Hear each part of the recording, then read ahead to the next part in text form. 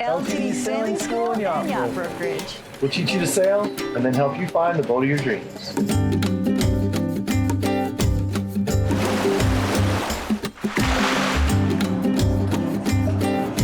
LTD Sailing, live the dream. Hi, I'm Chris. I'm Crystal. And we're here in beautiful Prickly Bay, Grenada, home of LTD Sailing School and Yacht Brokerage. And today we are on a, what is it, Crystal? We're 1996 Fountaine Pajot Tobago 35. Tobago 35. Yeah. Really nice boat, very well maintained. The boat is in excellent condition. It's been upgraded and really well kept. The current owners have had this boat for 23 years. 23 years, since 2002. Since 2002, and have been cruising sort of seasonally since then. Yeah, they do it. I think they do it in a really great way, because some people, they can't really quit their jobs right away and just take off into the sunset. They usually go sailing for 6 months and then they're home in Canada for 6 months. I think that's a great way to start out. So keeping the boat here, having it hauled out in Grenada, typically below the hurricane belt most years, and then just generally a good place. Lots of marine services here, lots of friendly people, so it's a great place to kind of base your cruising operations out of. We really like it. Obviously, we've been here for about 12 years, so. Yeah, they bought this boat in 2002 from a charter company, which to me, I was like, there were catamarans in charter fleet in 2002 in Martinique. Yeah, it was probably one of the early ones. Yeah, yeah, that was when mostly it was all monohulls, but there were starting to get to be cats, and people started to realize the benefits of having that bigger boat, more comfortable, more stable, and once it's at anchor, you can't compete too. You can't compare, right? And this boat actually has really nice sailing characteristics. This boat's fairly light, 8,000 pounds dry weight. It's got a 19-foot beam. So for a small cat, for a 35-foot cat, we've still got pretty good beam. Some of the smaller cats that you might see on the market have that really narrow beam, so they'll advertise even, oh, it can fit in a monohull slip. The problem there is catamarans get their stability from a form stability, right? It's the farther we put those hulls apart, the more stable the boat is. And the more stable the boat is, the more sail area we can put up. And the more sail area we put up, the faster the boat's going to be, right? So really, the boat has to have that beam in order to really perform as you want a catamaran to perform. One of the things that the owner had said was that this boat has a lot of storage, but it doesn't have a lot of shelving, which causes more weight. And so he calls it he uses a lot of bins to store everything. And as you go through, as you go through this boat, you'll see that everything is very well organized. One of the cool, just what you mentioned that, one of the cool features, I read about it in the blog. There's a great blog, you guys, if you're interested in learning everything there is to know about this boat. We'll put a link to the blog in the comments section. So check that out, or maybe I'll put it up on the screen, we'll see. But anyway, we'll have that available for you guys to check out. There's nothing too scary in there, so we'll share that with you all. But yeah, one of the things he talked about was wanting to have that bin storage and putting in shelving units that were at a slight angle, so the bins would stay in place. Yeah, it's genius. So kind of slide in there. That's awesome. Yeah, it's not going to go floating around, when you're underway. Yeah. So the name of this boat is Cattails. And it's spelled T-A-L-E-S, not T-A-I-L-S, because it's not a tail, it's tails. Yeah. So I thought that was kind of cute. Yeah. Very cool. Yeah. Also, one of the, just talk about like the construction of this boat and those kind of details, foam core, or at least mostly foam core. But that's going to prevent, if we have balsa core, sometimes we worry about water getting in there and causing problems, delamination and rot, stuff like that. So the foam core is nice. It's also structurally very strong. It's a great way to build a boat. And it's honestly how most of the better boats that are built today are built. Fountaine Pajot didn't stick with that all the way through, right? They went back to do balsa core in some of their later builds. Yeah. The other thing that's really kind of cool, the gel coat or the resin that they used on this boat is actually not hydroscopic. It doesn't absorb water. So it's going to be much less prone to blistering and stuff like that. So when you think about like the bottom paint, you really don't have to do an epoxy barrier coat on a boat like this when you do the bottom paint. But the owner told me last time they did it, they actually did do an epoxy barrier coat. So we kind of got double protection. So Yeah. very well done, very well thought out. So this boat was built in France, and France actually registered it as an unsinkable boat, which I was very curious about. So the owner had read me some of the stuff about it, and it's part of that foam core that makes it unsinkable. And a lot of the more than the foam core, because the foam core we're thinking about between the layers of fiberglass. But I think what we're talking about when we say unsinkable is actual inherent buoyancy. So like foam that's actually built into the structure of the boat that would provide buoyancy. As long as the boat wasn't super overloaded or poorly maintained. I'm sure where there's a will, there's a way. You can sink anything. But yeah, it's a really nice piece of safety and just a really well thought out thing. And so yeah, talking about that construction and getting into that. The quote is that Fountaine Pajot put it on the bulkhead. We can demand nothing from the sea, so we must demand everything from the boat. And that's really kind of the philosophy, the design philosophy they use and how they went about building this boat. But yeah, it's really, the boat is well built. The boat has a lot of great features, and especially for that older catamaran, it's a lot of really well thought out stuff that they did when they built these. Another one of the cool features I wanted to talk about before we went off too far from that is sacrificial keels. Right, the keels are designed so that theoretically you could hit a rock, you could hit a reef with them, or a submerged object or something, and it would rip the keel off, but it wouldn't rip the hull open. It's actually, the keel is separate, and would theoretically be sacrificed. Yeah. So. Yeah, and with the owners coming back every year, it's always, when you have a boat stored, you always have to do some work on it. And they always add to whatever their boat is. They put, what they call that, a T-bar. And yeah, they're on this T-bar that articulates. So, if the sun is further back down, we can tilt them back. We can point them straight up during midday. We can point them the other way. However, depending on what part of the day is. Usually here in the Caribbean, we're going to want to tilt them forward a little bit in the morning, flatten them out for the midday, that 10 to 2. And then after 2, we're probably going to tilt them back a little bit and catch that late day sun. Yeah, because you were just doing some studies on solar panel, and you were saying how that you can lose a lot of power by not having it articulated. Typically, you want kind of double what you think you need, because just the inefficiency of solar panels. Now, that rule really applies when you're in different climates. Further north, if you're up in North America, Europe, maybe you're further south of the equator. We're really close to the equator here. We're like 12 degrees north. So solar panels work great down here. Every once in a while, I'm hearing a little bit from the wind generator. We did put the brake on it, so it's slowed down right now. It's not howling. But down here, really, that solar panels are going to be, they're going to do a lot. So this boat has 2, let me see my notes, got to check the notes. We've got two 400 watt panels in the back on that articulating piece. And then we've got 2 100 watt panels that are just the soft panels. And that's one of the things the owner told me, if they were going to keep the boat, if they were going to continue sailing, one of the upgrades they would do is, so they might add 1 or 2 more of those soft panels. They're just kind of a removable setup just above on the bimini, and they can be stored away if you don't need them. Sailing or something, you don't want them to cause trouble, but when you're at anchor, put those out, you're gonna get that extra charging. This boat has a very unique feature, and that is that the life raft is serviced. The life raft is in service dates. Yeah, it's true. We don't see that very often. So many boats, when I get on a boat, I just assume it's out of date. It's almost always out of date. So when we find one that's actually in dates, that's been serviced, we always want to call that out, because that is a great feature.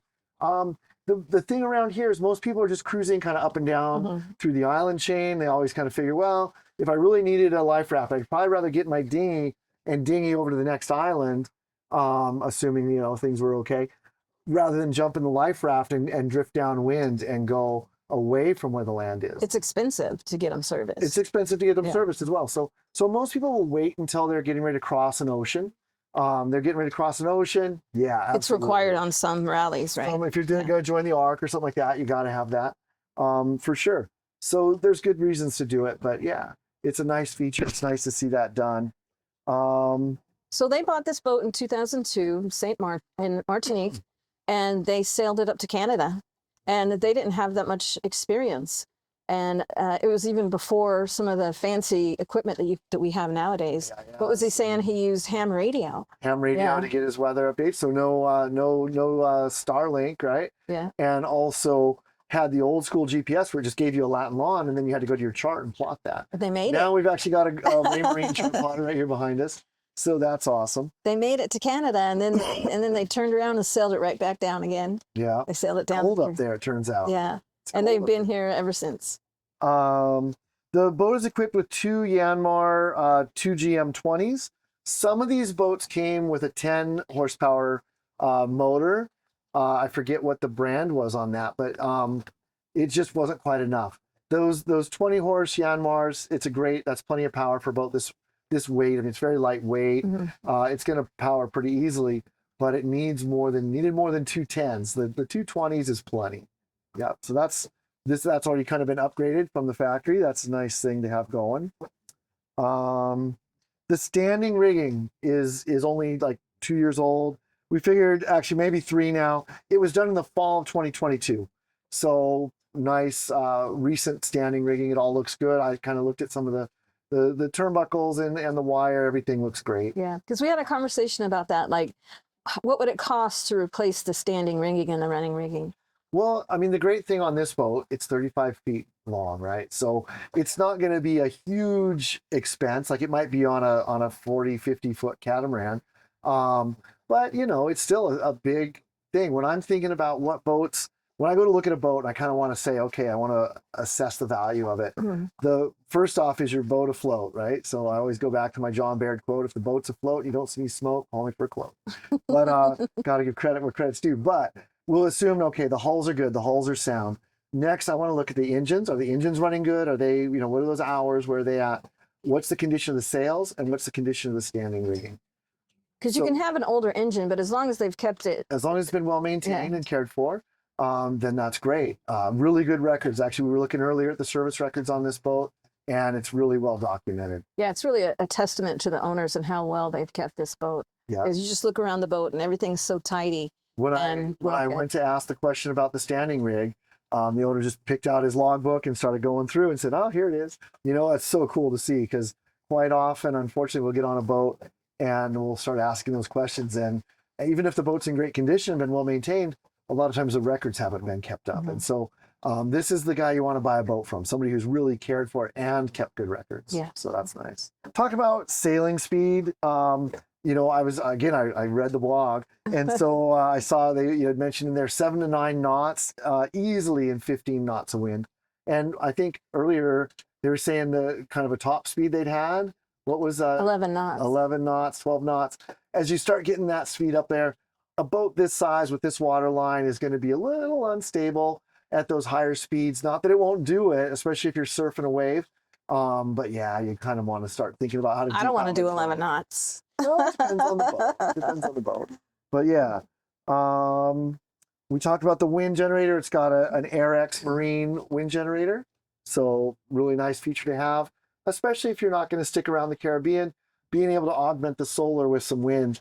Wind blows quite often 24 hours a day. So even at night when the solar's not doing its job, you're going to be getting charge out of that. Well, I think this boat is very self-sufficient. You could definitely stay off the dock. Grid. Yeah. As a matter of fact, I think in the blog they talked about that they weren't sure about the condition of the shore power hookups because they just don't. They've never used them. They don't need it. Yeah. We've got enough solar, got enough wind that the boat's self-sufficient. Yeah. Yeah. So this boat currently has 330 amp hours of lead acid batteries on it. And that was one thing that the owner mentioned he'd want to upgrade if he was going to keep cruising. Was he said he'd probably go up to like 400 amp hours of lead acid, add another battery in there, which is great. I mean, that's super efficient. That's not a lot, because if you think about with lead acid, typically we're able to usually only use about half of what's in them, right? So we're really getting like 200 amp hours of use out of that.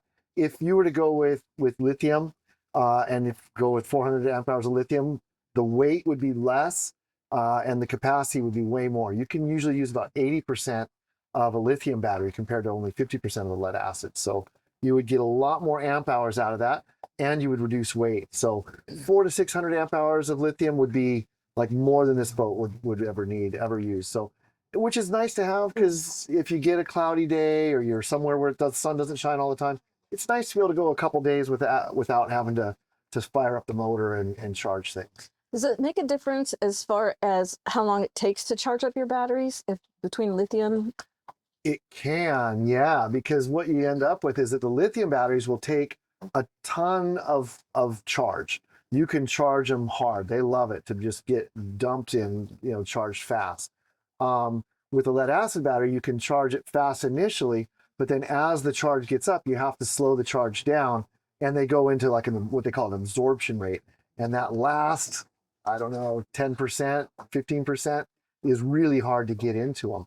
With the lithium batteries, we've got plenty of solar, we've got the wind, we could charge those things really fast. And so your charge time should be less. It shouldn't, from that 10 to 2 peak solar time, you should be able to charge up 400 to 600 amp hours of lithium and be pretty good. Yeah, they have kind of a cool little storage area that holds all those batteries, and you can actually go into that area. Yeah. It's like a little mechanical space. Mechanical space, yeah. Yeah, really cool. And everything is so well organized and labeled. I could even understand what was in there. So awesome. That's a good sign. Yeah. That's a good sign. Everything is labeled, so yeah, it was really good. So one of the really nice features on this boat is a water maker. Makes, again, adding to that self-sufficiency, being able to be off the grid. You don't have to worry about going to the dock to refill, top up the tank. So it's an Ecotech water maker. They're awesome. They're very well built. They're bomb proof. They keep going. And 40 liters per hour, I think. Is that 40 liters per hour? Yeah. You said it had dual pre-filters, and then probably a single membrane on that. One thing that the owner mentioned is that when he first bought it, it was the really efficient version, 18 amps usage on that, and really efficient. You could run that easily, and they quit making the filters for that. And so they were able to retrofit it, and now it has higher output. It went up to the 40 liters an hour, but also now it uses like 30 amps instead of 18. So uses not quite as efficient. You have to run an engine or something to keep that one going. Maybe with the lithium, maybe you could do it. I don't know. But yeah, it's a lot less efficient than the original one. But they're such a great water maker. They keep going. You gotta just keep 40 liters an hour. One of the things too about having a water maker is sometimes in the islands there's no water during the dry season. You might not be able to get water. Like during the hurricane last year, like that was one thing that people really wanted, was they needed a water maker just to get drinking water. Yeah. We thought about getting one for the house. Yeah. Still thinking about it. Still thinking about it. Dry season's coming again. We'll probably thinking about it again so soon. Expensive. No. So it's a great feature to have on board. As long as we're talking about the water, originally this boat came with aluminum tanks. I think 400 liters of water tankage in aluminum, but they found that it was a problematic tank material. It caused some kind of like salt sort of build up that would clog up the filters and make it so the pump wouldn't work. So anyway, they replaced those tanks with rotomolded plastic tanks. The capacity is a little bit less now. I think it's down to about 300 liters, but still plenty. And with the water maker to back that up, that's a good setup. And they replaced the fuel tanks as well. But the fuel rebuilt the fuel tanks. They rebuilt it. Doubled the walls on the bottom and the sides, so that you would avoid the crevice corrosion. That's the problem with those type of tanks is with those metal tanks is they can get crevice corrosion. It builds up in there, and next thing you know, the tanks are leaking. You got diesel everywhere. So yeah, they actually reinforce the sides and the bottom, and just a little bit different setup. So it's not sitting in salt water where that crevice corrosion can start forming. Salt water and the sun and the wind, it can be tough on a boat. It's all that stuff. Yep. It's all the reasons we want to be here, but it's all the reasons that it makes it hard to keep things alive down here too. The modified helm seat. We're sitting here at the helm seat, and you guys are probably wondering what in the heck is going on. They got a cocktail table here, and Crystal's sitting in the helm seat over there. What in the world is going on here? This is one of the coolest things. As I was looking through the blog, I saw the post where the owner talked about this. The original seat that came here was like a fiberglass seat. It was fixed. It wouldn't go anywhere. It took up a huge chunk of the cockpit, and it was just kind of useless. So we had the idea, hey, I could put another one here that can swivel, and then I can turn around and kind of be part of the conversation, hang out with everybody. And then the idea came, you could put a shorter pedestal there. This little table becomes a little step, so you can step up, you can see over the cabin top. But then also you can swap, the helm seat goes here, and that's when you're, sailing. And then this goes down and makes a little step. And then when you're here at anchor, like we are today, the little step becomes a little cocktail table, coffee table, whatever you prefer. And the seat becomes part of the seating area for the lounging. So I don't know. What do you think? Yeah, as you may have guessed by now, the owner is an engineer. And you could tell, you walk around this boat and you're like, oh, isn't that interesting? I mean, even to the point where they have the sunglasses holder. Yep, the sunglasses holder is a cool feature. Yeah. Definitely got to check that out. It saves you looking for your sunglasses. I'm always trying to search for mine. One of the other interesting modifications the owner did on this boat, if you've paid attention or kind of studied how catamarans are built, the hull molds quite often are half of one hull, the bridge deck, and half of the other hull. And then the other half of each hull is put together and it's bonded. They bond and tab them. And that's great. And it's a good, it's been doing it for years. It works. But through, use and rough waters and, dropping off waves and what have you, that joint starts to flex, and over time it can start to separate. And what he noticed was a very fine crack just at the bows. And that just kind of got him thinking, hey, I don't want this to go any further. And so what they did is went back and ground down that joint when they, had the boat hauled out, ground everything down, and went back and re-glassed and tabbed and faired everything back in.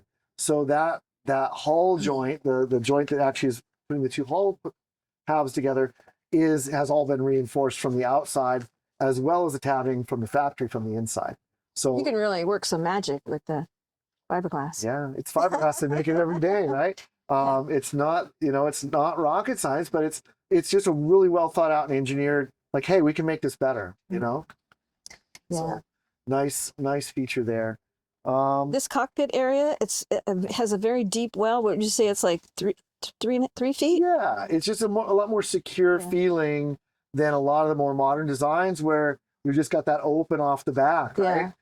It's great because I can walk around and maybe it's easier to get in and out or whatever. But when you're sailing and you've got big waves and potentially following seas, the last thing you want is a wave coming and crashing and sweeping the deck. So having this nice kind of lower protected cockpit area is really a great They said feature. they had a maximum of 16 people for sundowners. Hey, why not? But comfortably it would fit 8. That fits the whole thing, Chris. I've always said, if you're on the right boat with the right people, it doesn't matter how small it is. And if you're on the wrong boat with the wrong people, it doesn't matter how big it is, right? So if you got 16 people that you want to hang out with, You must like them a lot. absolutely. No, but you're down here cruising the Caribbean, and it's a great opportunity to get together. So yeah, I love that. That's The owner called this a pocket catamaran. pocket cruiser. I thought, pocket I kind of cruiser. think as catamarans have kind of gotten bigger and bigger, we rarely see 40-foot cats anymore, right? They're all 40 something, 45, 50, 60. So at 35 feet, pocket cruiser for sure. When they took it up to Canada, it was like, they thought it was huge. Like Canadians up there were like, oh yeah. I'm not going to use the words that they used, but they said it was pretty big boat. Big boat, yeah. And just a cool design, right? These boats are something you probably don't see a lot. Up in Canada, of course, Florida, they're everywhere. West coast of the US, west coast of Canada, you don't see these boats a lot. One thing we want to talk about, actually, you mentioned the owners, when they first bought the boat, they took it straight up to Canada. Mm-hmm. And the idea was they're going to, haul it out there, do some work, and it'd be easier to kind of work on the boat there at home. Mm-hmm. When they did that, they had to import the boat. So if you're a Canadian buyer and you're looking for buy a catamaran, this one's actually already been imported. Somebody already took the hit and paid that import duty on this boat. So, critical. it's a nice thing. That's a big market factor right now. With American boats, American buyers, we always used to think, well, nobody wanted to pay. It was only like 1.6% nobody wanted to pay it. Now it's 30% plus. At the time this video is being made, who knows what it might be next week. We don't even want to talk about that. But with Canadians, it's always been 30% to import, you know, your French-built, European-built cats, and South African as well. So it was a big hit for Canadian buyers to bring that boat home. And if you're interested in doing that and cruising up that way, this boat's ready to go. And yeah, the East Coast of Canada has some amazing stuff. The Maritimes. And Crystal and I are from Seattle. We've sailed a ton up around Vancouver Island in the west coast of Canada. It's a beautiful part of the world, and what a good opportunity to go and have that adventure. So we're sitting on the back of this boat, and we've got a really nice bimini because the sun is right there. Bimini's great. Shade, a little shade curtain here in the back. Great setup. One of the owners pointed out that instead of having zippers, they have these, what do you call? They're the little toggles. They're like little twist toggles. Twist toggles? We're going to call them twist toggles. And then the eyelets. They have the eyelets to lace everything. And we have eyelets on our boat. And I wasn't really excited about it until she pointed out that they don't fall apart like a zipper does. The zippers just don't last out with the salt and the sun and everything. Yeah. I've yet to meet a UV resistant zipper that really lasts down here. So yeah, it's a great feature. On your sail bag, it's something you're always replacing, right? Is that zipper? Yep. Eyelets from now on. Anything else, Crystal, that you want to point out on the boat? Just talking about the saloon area, it's almost a 360-degree view, and the bench is elevated. It's a little bit higher, so you can see out easier. Yeah, and everything again is rounded. The sink is a really deep round sink. There's only one sink, but it's got that that drying rack, a huge drying rack that you can use, and the fridge is deep. Talking about the rounded corners. That's something, you know, on the newer cats, the IKEA design ethic, I guess, they always have these sharp corners. And you think about underway, when the boat's moving and you lurch and bash into that sharp corner, you're going to have boat bites. You're going to have bruises. So the rounded corners on these older vintage cats, I really like that. Yeah. Yeah, it's just cozy. It looks cozy when you get in there. Yep. The flooring is different. The flooring is original, and I thought that they had replaced it because it's different. Yeah. Yeah. It looks good, and it's soft. I was say different in a good way. Do you like it? Yeah, different in a good way. Yeah, I do like it. And you know, I just walked in there, and it's not worn away or anything. So. What about the layout down below in the cabins? So we got 2 cabins on one side. Yeah, 2 cabins on starboard. Yes. And then the owner's cabin on the port side, right? Yeah. And the owner's cabin has a head with it, and the bed is situated in thwartships. But it's also sideways.